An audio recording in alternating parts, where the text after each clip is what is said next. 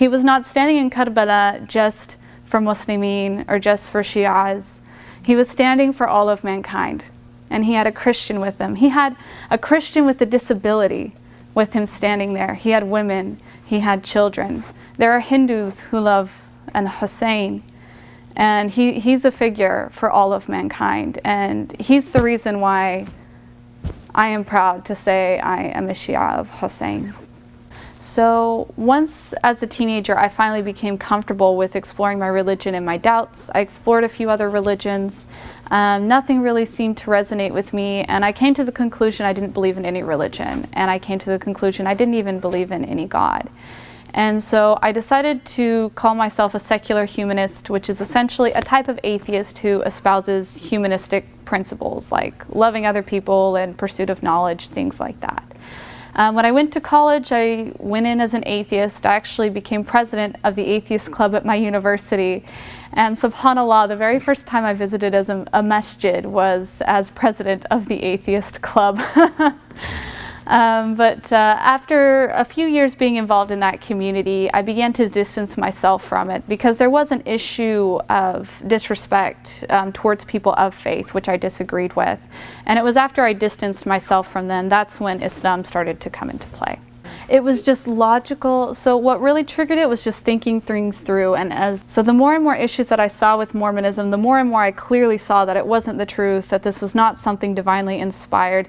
It just sort of pulled me farther and farther away from the ideas of religion. And as I explored other religions, I just found a lot of these same issues. And so that's what led me to the conclusion no religion was true. So when I went to mosque, I typically experienced what most converts experience. A lot of people were all of a sudden just so excited to meet a convert, and they wanted to hear the story of how I became a Muslim, which I was very happy to share. However, unfortunately, like what typically happens with converts is when I would finish telling the story, they would ooh, ah, mashallah, and then turn away and ignore me.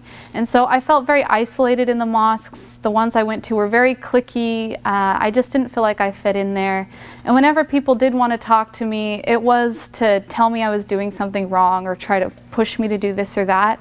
One issue I came up against quite a bit was my name. I personally chose not to change my name because I have the honor of being named after two of my grandmothers, and that's a very big part of my identity, and I try to remember these two very great ladies when I conduct myself, and it's just a huge part of who I am. And I feel like it's a very Islamic name to carry the name of your mother's mothers, right? So I didn't want to change my name, but a lot of people have really pushed, and there's been people who just decided for me my name is going to be Zainab. And I love the lady Zainab. If you want to talk about a feminist, let's talk about Zainab. But my name was Amanda, and I didn't like some other individual just deciding for me what my name was going to be. Honestly, the big challenges for me were just fighting through all this Wahhabi, Salafi ideology, and just feeling like I had a place in the community because I was so isolated when I went to the mosques. And alhamdulillah, what made it easier for me, after a year of being a Muslim and entering the school of Ahl al-Bayt, I found this little teeny tiny Shia masjid that didn't even show up on Google. And it was run by this very nice couple who really took a lot of time to sit with me and talk to me. They loaned me about 20 books. And they explained to me some of the cultural issues that I wasn't understanding and helped me really kind of get my head on straight. And if it wasn't for their generosity, I wouldn't be nearly as far as a Muslimah as I am today. So when I first started learning about the school of Ahl al-Bayt, it was through Sayyid Ammar Naqshawani's lectures.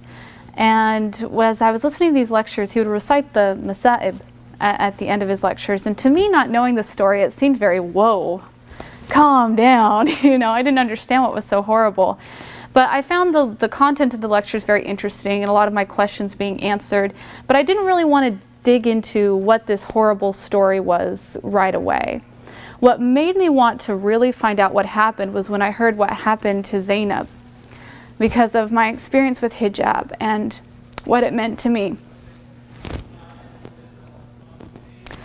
When I listened to the Masa'ib of how the chains are chafing the necks of the ladies, I thought, well, how could it be chafing if she'd have a scarf there? And then I thought, there's no way the granddaughter of the Prophet could have had to walk without her hijab. And I just froze, and I thought, no way, I'm misunderstanding something. And so I go on the internet and I Google it. And I saw it was true, that this great lady had this removed from her. And I just felt shock and anger. And so I dug into the story of Hussein. I felt like that I was ready to know what happened. And even though it's a horrible story and one of a terrible injustice, at the same time I found it very inspiring, because it is a stance for truth against falsehood. And as an American, I see it as a story of freedom against an oppressor. The reason my country exists is because we believed that we didn't have to accept the rule of an unjust ruler. So we got rid of King George.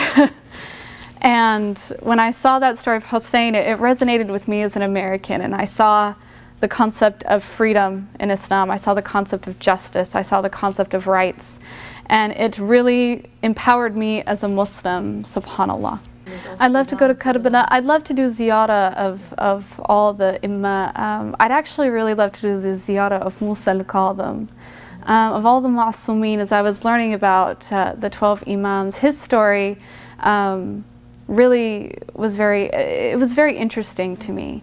And what I loved about him so much is that even though he was tortured and kept in prison and just Muslim his whole life, the akhlaq that he conducted himself with and his habit of always speaking to people highly is what made me respect him. And it's been a reminder for me when people have treated me poorly because I'm a Muslim, or when I felt discriminated against because of my hijab. I remember the Musa al-Kadhim, and he was in a prison but still had akhlaq, and I'm free, so I should have the same akhlaq. And inshallah, I'd love to do his ziyarah.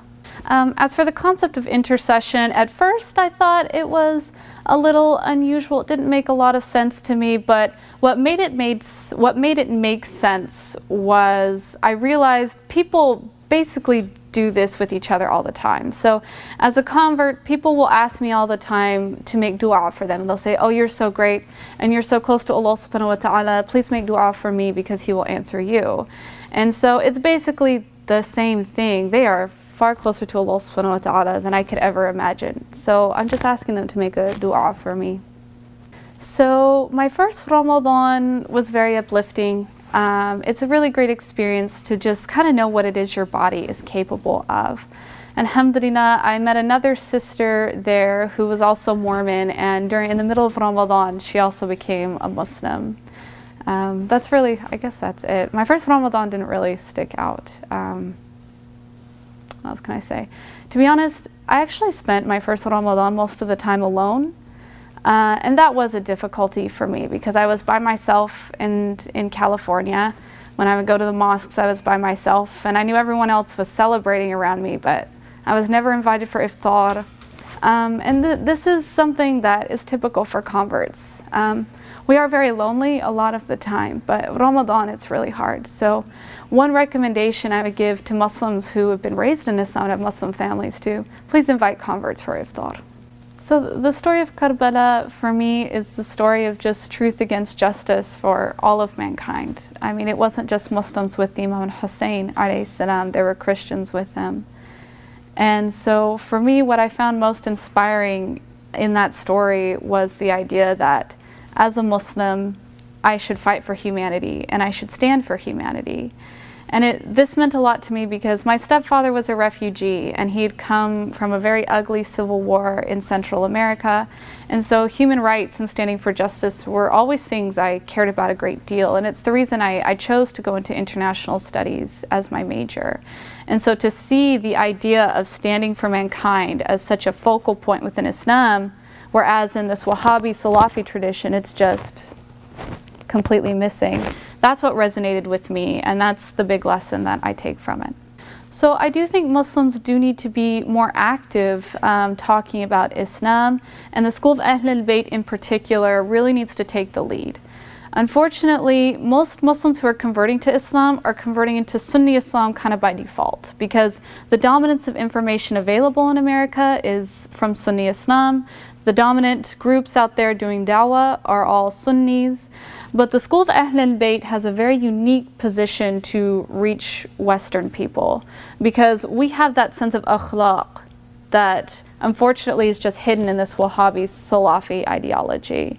And we have the story of Hussein. For Americans in particular, to hear the story of a man standing for truth and justice and human rights, that is at the heart and soul of every single American. And if you look in our history, the characters that we respect the most are George Washington and Martin Luther King, people who stood for justice against a very strong force against it. And so if more Americans heard the story of Imam and Hussein, the entire view of the religion of Islam is going to change. So for people out there who are interested in learning more about Islam, I would recommend being very open to some very different ideologies. At first, things are going to seem very strange and unusual, but try to look at the deeper meanings of things. So for example, hijab, on the outside, a lot of Western people are going to jump to the conclusion that it's oppressive. But if you look in that philosophy and that ideology of things underlying it, you're going to see it's the exact opposite. So be open-minded and don't be afraid to look beyond the cover of things. So for all the Muslims out there who have converts in their community, my message to you is to please try to make a convert feel included in the community. Make sure we know what's going on so we can be at the masjid and be with others. Invite us for iftar in Ramadan and to other events in your family and in your home. We became Muslimin to be Muslimin. We don't want to just be the convert. We want to be another Muslim like anyone else. And so, inshallah, if we're included more, we'll feel that way. And you'll see more of us in the masjids more often.